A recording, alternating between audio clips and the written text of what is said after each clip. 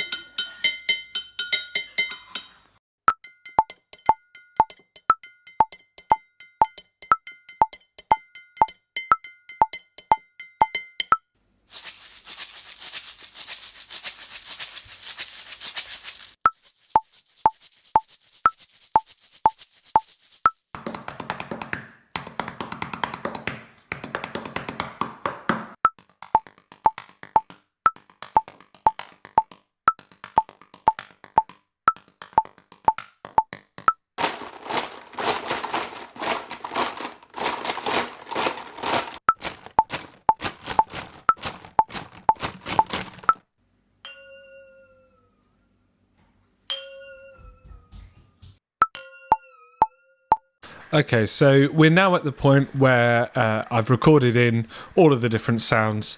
The next steps are actually rearranging all the different cells. So you can see now that I've organised all the different rhythms into different cells.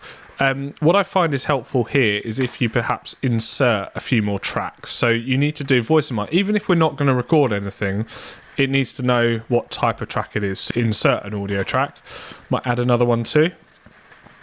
So what I'm going to do is just do enough tracks for the number of examples you have.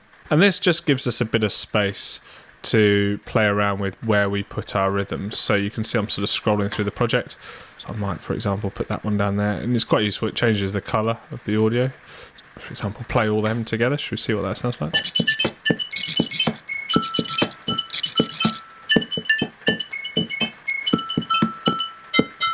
Great, so to end this tutorial, I think what I'll do is I'll do a separate video on structuring your piece. I think what we're interested in is getting all your samples together just so they work. But just for a bit of fun, just to finish, what I'm going to do is loop this one out for a while. And what I'm going to do is just slowly introduce new rhythms. So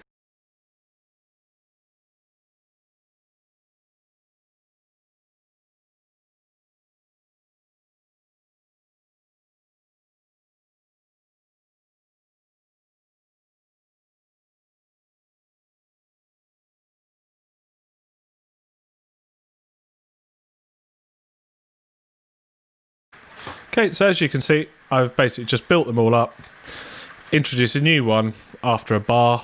In fact, it's 2 bars there actually, sorry about that, I've misread that. But anyway, it's every 2 bars, a new one comes in, and then at the very end we've got a really nice little glass sound that changes pitch. But like I said, the future tutorial, I'll tell you about structure. But let's just have a listen back to this now. I've turned the metronome off for maximum effect. Let's have a listen.